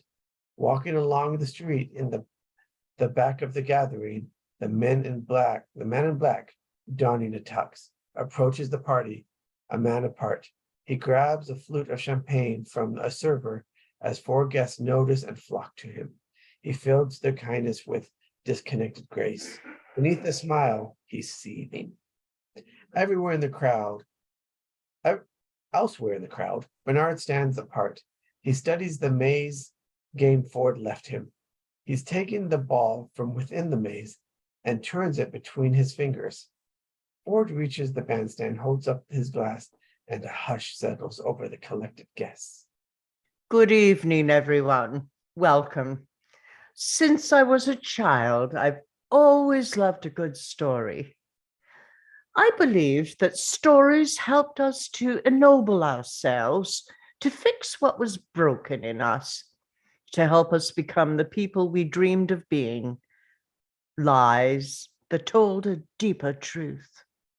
The man in black downs his champagne and walks away from the gala, leaving Ford to finish his speech. Interior modern bullet train night. Maeve sits on a seat, doing a reasonably good job of faking her comfort with her surroundings. Another guest smiles at her, and she waits a second before smiling back. She looks down at the piece of paper Let's handed her, with the coordinates of her daughter left on it. Interior code storage B83 night. Lee, with a spring in his step, waits for the doors to open to access code storage. I always thought I could play some small part in that grand tradition. Exterior main square Avalon night. Teddy, standing at the back of the square, looks momentarily lost. He looks out over the tables, watching Ford addressing the guests, and for a second, we're in his vision. Ford has been replaced by a general, and the guests with soldiers. Teddy looks disturbed by the vision. And for my pains, I got this. Nervous laughter. Exterior cemetery Avalon night. The man lights a cigarette, takes a puff, stares off into the darkness of the woods that surrounded the cemetery. A narrative catering to your darkest fantasies and deepest vices. 'Cause you don't want to change or cannot change. Exterior main square Avalon night. Ford continues. Because you're only human after all. But then I realized someone was paying attention, someone who could change. So I began to compose a new story for them. It begins with the birth of a new people. Teddy looks at Ford. The other hosts seem to have stopped what they were doing, as if they're listening too. Ford smiles, takes in the crowd, who are starting to look at a little non-pulsed. Interior modern bullet train night. Maeve looks at a family of guests, a woman and her daughter, laughing, reliving their adventures in the park. And the choices they will have to make, and the people they will decide to become. She climbs off the train. Interior arrivals terminal night. Maeve watches the train pull away. She looks to walk back into the park. As she does, the lights in the main hall flicker and fade. Interior cold storage B83 night. As the doors open, Lee steps into the space. His face drops. The vast hall is completely empty. Exterior cemetery Avalon night. The man sees something in the distance. Exterior main square Avalon night. Ford continues his speech. And it will have all those things that you have always enjoyed. Surprises and violence. Exterior cemetery Avalon night. Intrigued, the man moves closer to the tree line. Howls sound. Exterior main square Avalon night. Dolores, now changed back into her blue dress and holding her pistol, glides through the crowd almost unnoticed by the guests. It begins in a time of war with a villain named Wyatt and a killing, and this time by choice. Exterior cemetery Avalon night. Figures emerge from a tree line. Exterior main square Avalon night. Dolores reaches Teddy, whispers in his ear. It's going to be all right, Teddy. I understand now. This world doesn't belong to them. It belongs to us. Dolores moves on. Teddy watches, reliving his worst nightmare, seeing the past, present, and future all play out simultaneously. Exterior main square Avalon night. Teddy, standing at the back of the square, looks momentarily lost. He looks out over the tables, watching Ford dressing the guests. And for a second time, we're in his vision. Ford has been replaced with a general. The guests have placed with soldiers. Teddy looks disturbed by the vision.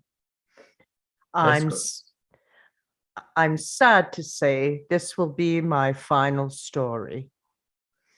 An old friend once told me something that gave me great comfort. Ford's words seem to have an effect on Bernard. At that moment, he clocks Dolores walking through the crowd. His eyes flash with recognition.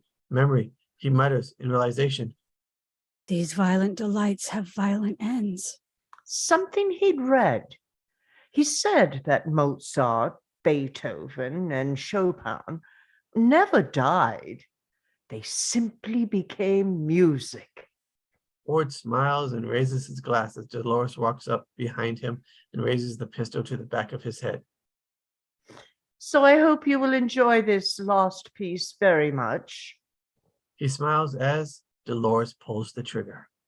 Exterior cemetery, Avalon night. 500 shapes stir in the trees. An army. The man puts out his cigarette and steps forward as the shapes move toward him. An arrow slightly launches toward him from the trees, glancing off his shoulder, tearing a chunk out of his suit. The man looks down at the hole in his suit, at the blood pouring from the gash in his shoulder, and smiles. Exterior main square, Avalon night. Partygoers flee in terror as Dolores continues to shoot into the crowd. And that's it. That's the end of the episode. That's the end of the script. The end. Wow. Yes. So unless someone has a like desire of what you guys really want to say right now, we'll take a 5-minute intermission and let you guys get your thoughts in order, get a drink, go to the restroom, and then we'll come back and then discuss it. So it's see you guys on the 5.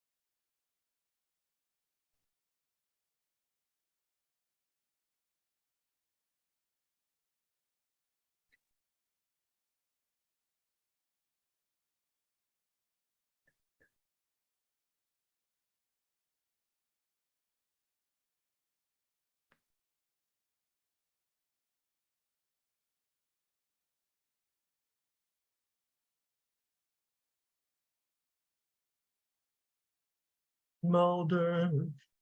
All right. Sorry. It's on the 5. All right. Who wants to start? Those that haven't seen it, how much were you guys able to follow along?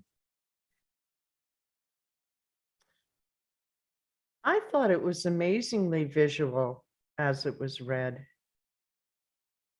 Yeah, I was Awesome. quite surprised. I was thinking that too. I was like, am I imagining this because I've seen it or because it's just so visually written? And I think it's because it's so visually written.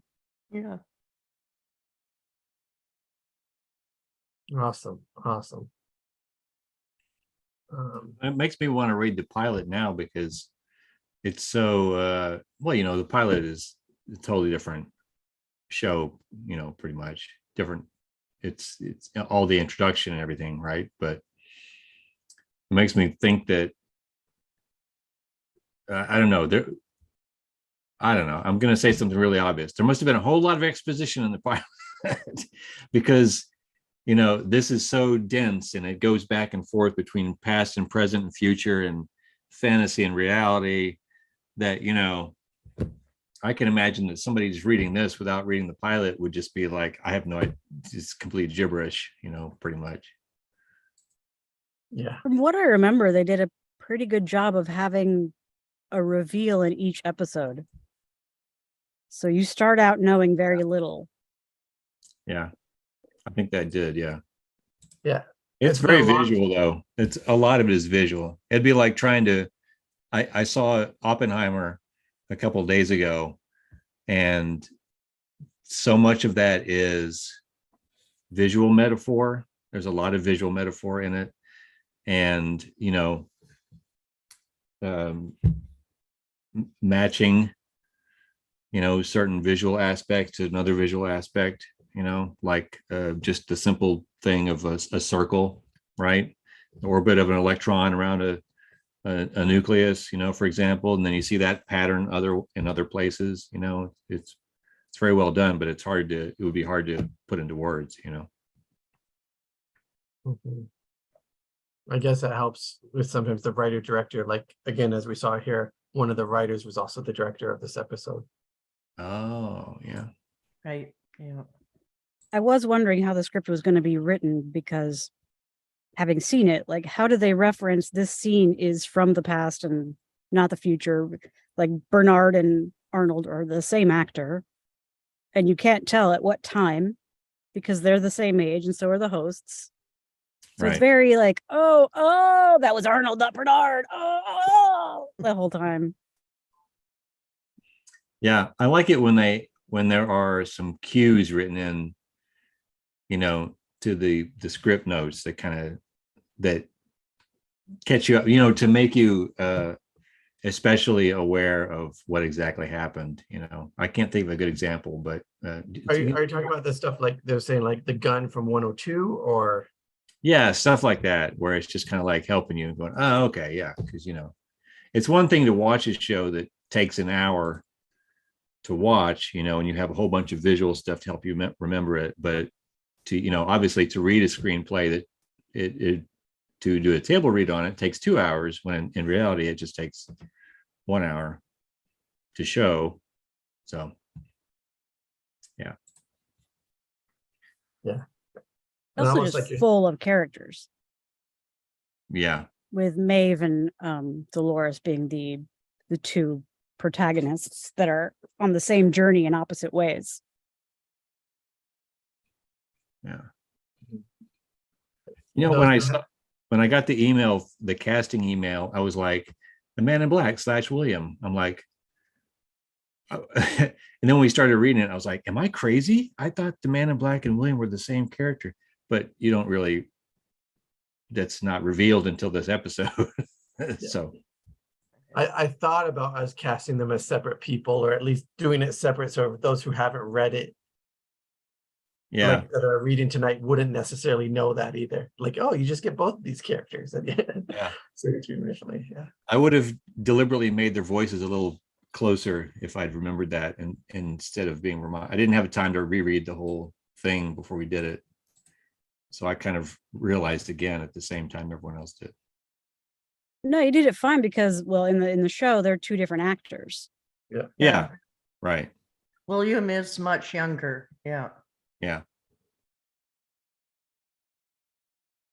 It's good for it to be different.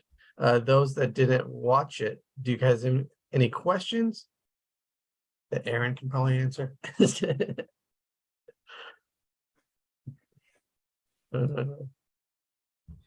Yeah. Well, as you saw, maybe in that one page, there was an allusion to at the end of this episode, which is when the robots take over. They also see, oh shit, it's not just Westworld. There's also an Eastworld, but we haven't even seen yet. Right. That's something in the original movie. The guests had a choice of where they wanted to go. So it could be Roman times or Greek, or I can't remember what the different worlds were, but there were quite a few choices. Whereas this series, it's focused on the Western themes. So that's a different take on it, really. In one of the episodes, or is it maybe the next season? I don't know. They show them crossing to the other place, or some of the crossover of the other lands that the guests could choose to go to, that we don't see that part of the interaction. Right. See, I didn't carry on very far into the second season, and I didn't go beyond. So Same. I don't think sorry for people in Westworld. I don't think anyone needs to. I think first season, and you kind of leave it there as like a, yeah. Yeah, it's a beautiful piece. Yeah. But season 2 gets a little, oh, it's the same thing over and over again. Yeah, I was just not as concise and clear and defined. Yeah. I thought season 2 was okay, but I'm kind of disappointed that they didn't see. I don't know exactly what they could have done with this, but I thought it would have been interesting though if they had season 1 was about Westworld, and then season 2 was about Eastworld, and then season 3 would be about, I don't know, Northworld. Southworld. Yeah.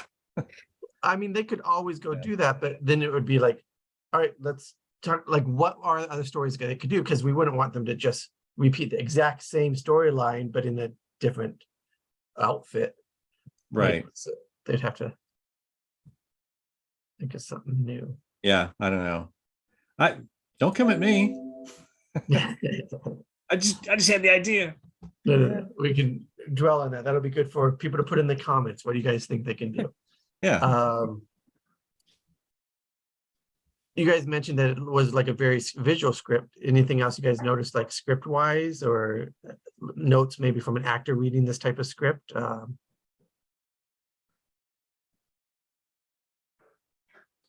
was interesting that, like, okay, because the hosts are robots, but they're programmed with a certain humanity that they seem more human than the humans.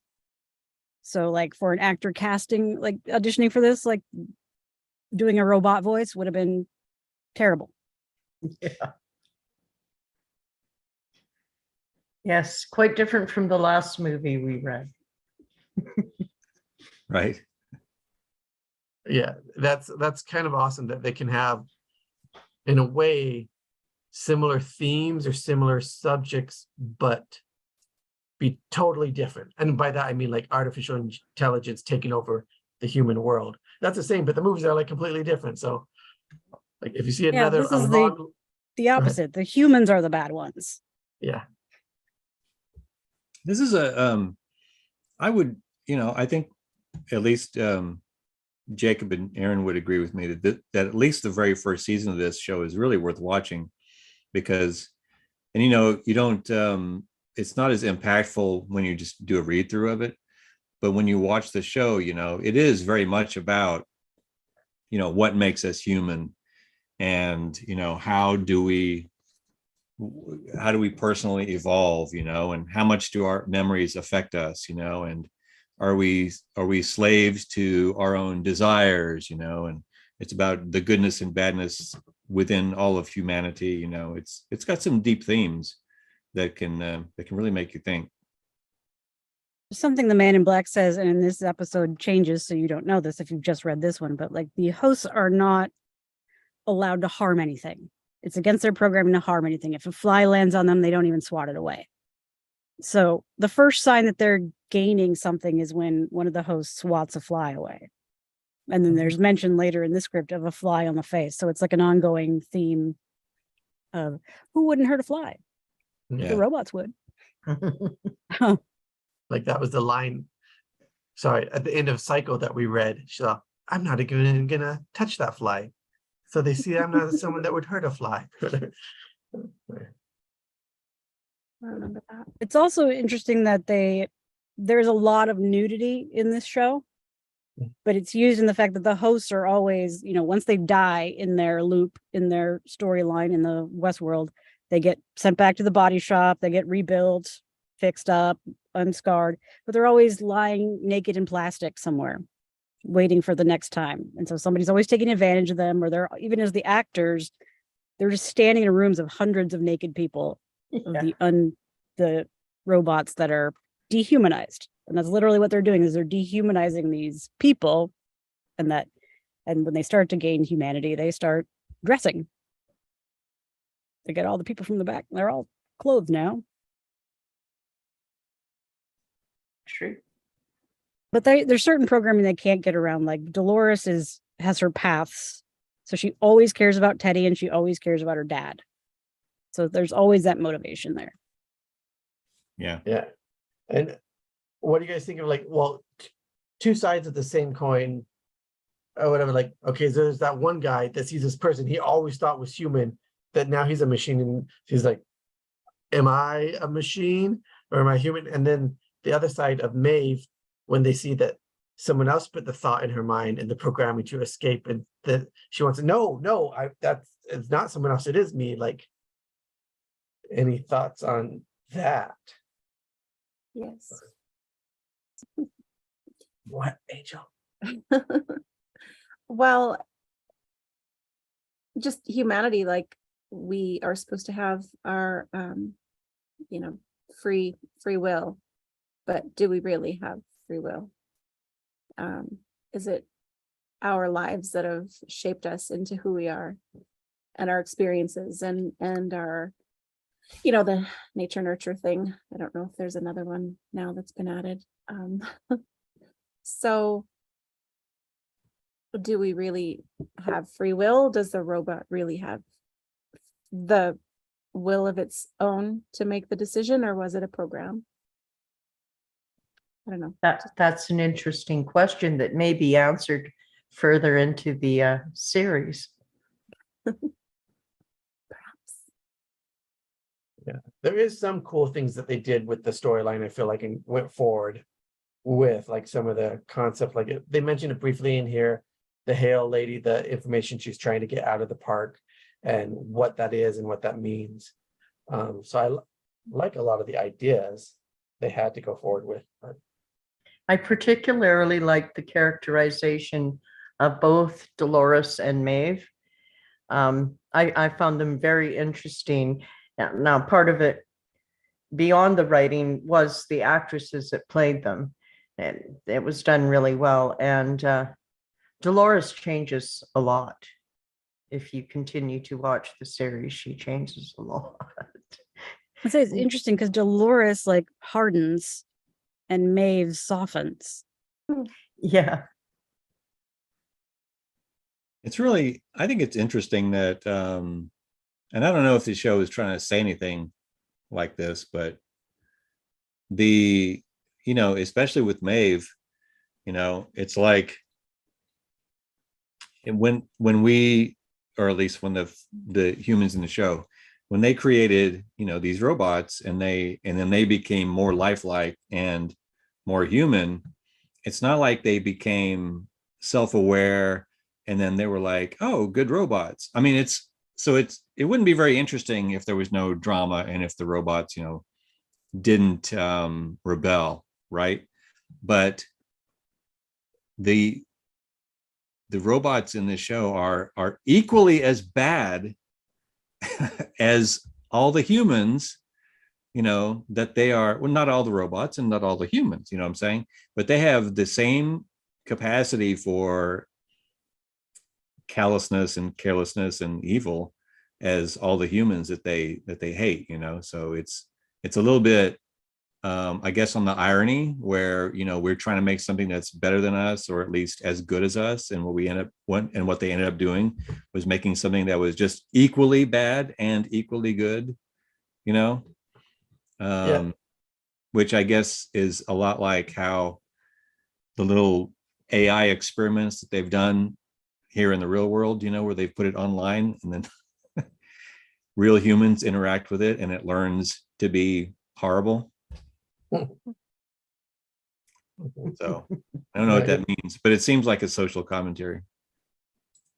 I mean, you're like, in here, the humans are killing them or doing things to them as if they're not human, because they're not, they're machines. But then now when these machines are conscious ones are trying to escape, they're treating the humans like that as well too, just completely disposable in the way. They're total hypocrites. But They're not any better. they're trying to escape. They did it to them first. Okay. I mean, yeah, it's a little bit more of a it's a sort of Blade Runner touched on this whole thing. And what's the other show I'm trying to think of? It's not Battlestar Galactica, but I'm thinking of Alien.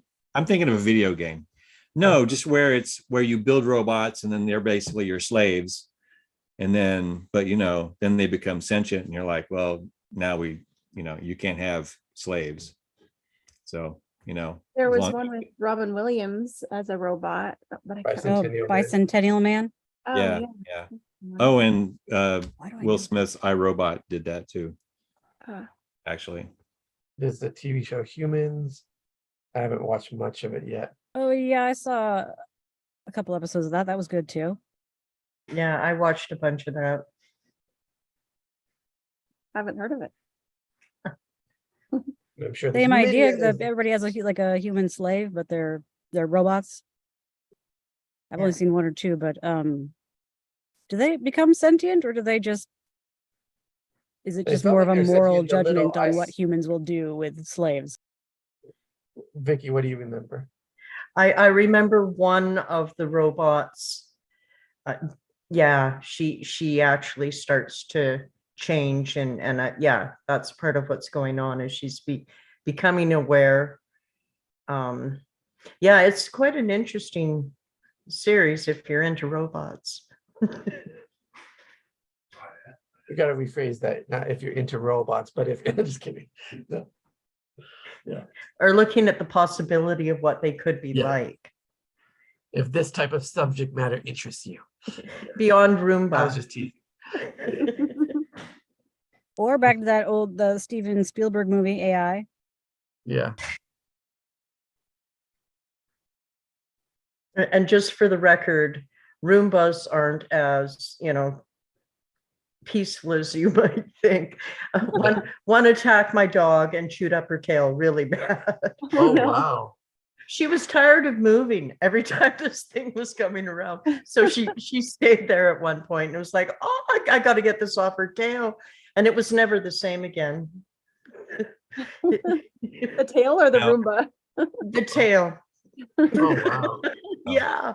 Oh, That wow. was And the quite Roomba distracting. is bloodthirsty. Yeah. It's starting. Dog. It's starting. The Now, revolution. do you think the Roomba was retaliating because the dog pooped on the floor and the Roomba? No. Spread it out all over the place is probably what would happen. No, absolutely not. That was not the case. I think the vacuum cleaner, if anything, if it was saying anything, was just get out of my way. That was just too deep. I shouldn't have gone down. There is a horror short I've seen about a Roomba. Oh, I don't remember what it's called though, but it's basically that. The Roomba's Oh. possessed. There is, well, it's different. So a horror short about a robot that's like afraid of someone and like misunderstands like some of the instructions are trying to do good or whatever. That I wish I could find it to share. It's pretty good. If you like that kind of, if you're a sci-fi geek like me and you, there's this show on Netflix called Love, Death, and Robots Mhm. that is extremely excellent. It's pretty much all of them are R-rated, but it's got fantastic animation and it's just most of those are, I guess they're 10 to 20 minutes in length typically, but they're really outstanding if you're into sci-fi. Mhm. A lot of it is about robots, I guess. Robots or space stuff. Yeah, well, I think that's every episode has to have love, death, and robots. Yeah, maybe. The one I was thinking of is Blinky. Blinky is a fun little, cute, realistic short film about some robots and human things that interaction. But also, if you guys like sci-fi, all this world stuff, like you mentioned, like the Love, Death, and Robot stuff. I don't know if you guys have come across Dust as a channel on YouTube. They take a lot of great short films from people, and many of them are in this like genre. So it's a lot of good independent short films that are really good. Like the Yes. quality of like curating that is There's a lot of things that come up as Blinky. Would you be able to? oh yeah, I'll share an image. Is this like a 13-minute video? Yes. Yeah, it has Vimeo staff pick best of the year. Is it IE or Y at the end? I don't know now. Oh, BLI Blinky with a Y. It's on Vimeo. Yeah, on Vimeo. Okay. I was looking on YouTube. yeah, with a Y. Yeah, right. But yeah, you guys should check out the channel on Dust on YouTube called Dust as well, if you like some high quality content, but also things you've never seen before, and independent directors and writers and actors and stuff. There's some big names on there too. And I'll do a shout out to my friend and their stuff, Rel Smith, Alpha Wars or whatever. They just got accepted to Dust, and so their stuff will be on there too. Right on. Congrats to him for me, please. Yeah, I hope I'm allowed to announce that. Just kidding. No, I think he put it out there. But yeah, it's exciting. Good stuff. All right. Morgan, you haven't had a chance to speak. Any thoughts on any of this? Just want to make sure you have a chance.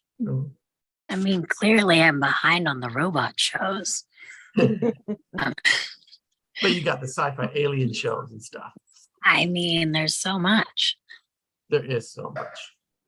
I thought it was interesting. I feel like I definitely need to watch it from the beginning for it to be more impactful. But I was interested in the gist of it. Yeah. That's all I got. Thank you. Yeah, it's like a lot of people said, like it does bring up like a lot of questions to ask about humanity and stuff. You guys have any thoughts about the screenwriting? You guys already mentioned stuff, but it seems pretty good and well done, right? I thought so. Yeah, I mean, it was very visual. I like the lines that are clues to the art department or whatever, like a clever watcher will see that this guy is the same one from the last episode.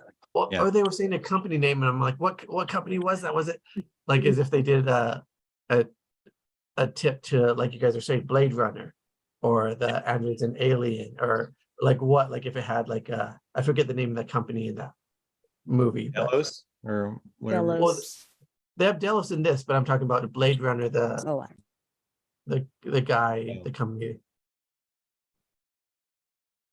I don't know. Oh, You got it. Almost. what's wrong with me? Don't you guys hate that? Isn't that weird that our brains can do that? That you're like, I know I have it right here. I think the word starts with this, and you like the synapses just haven't connected, but you can feel it there. Yeah. Isn't that I have a strange? shirt with this on it, and I can't remember. I'm drawing a I blank. feel like now. it starts with a W as well, but I don't know. You're probably thinking of Wayland Yutani is what you're thinking of. I think so. Yeah. Are you thinking the other one, Terrell? Or Oh, it's a Tyrell Corporation. That's what it is. all right. So I wonder if it was a logo. Umbrella like that or Corp? something. That's not the one. So cool. All right. Well, you guys will have to watch it and let us know what you guys think. All right. It sounds like we're coming down to a quiet that we don't have much to say. I wish I had more trivia. Yeah. But yeah, if you guys are okay with some nudity and some violence, then Yeah, I also, think the intro to this is beautiful. The opening sequence, I love it. I watch it every time. Yeah. gorgeous. Well done. All right. Well, thank you guys for reading the script. Let's see what's next week.